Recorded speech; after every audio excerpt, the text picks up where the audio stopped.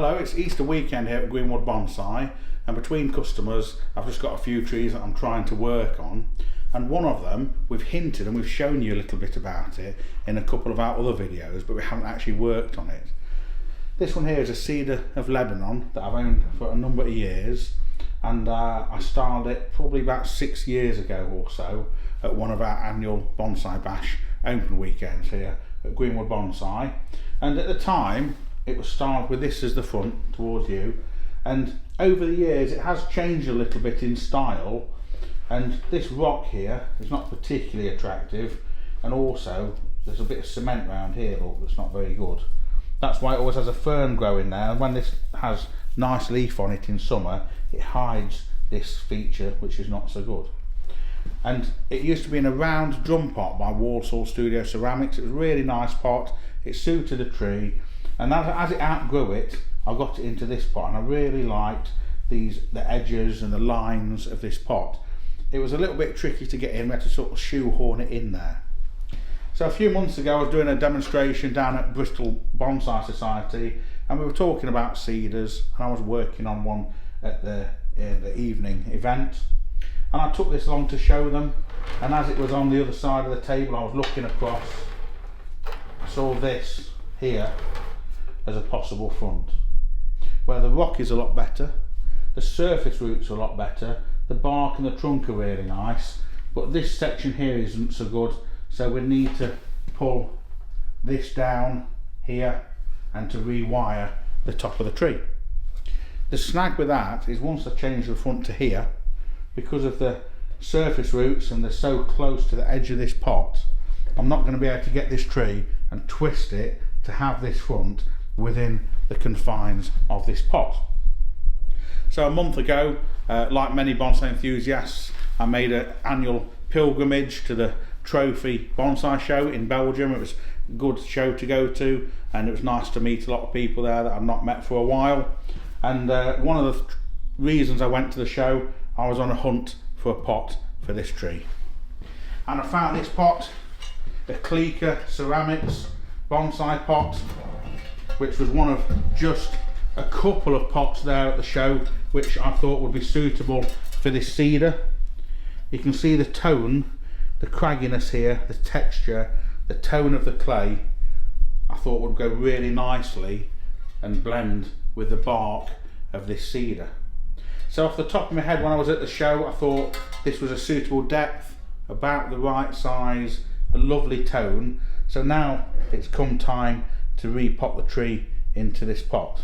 Now I always wait quite late to repot my cedars. If you have a look here, once the buds get to this sort of stage where they're just starting to burst to show the bright spring colour, it's a good time to do them.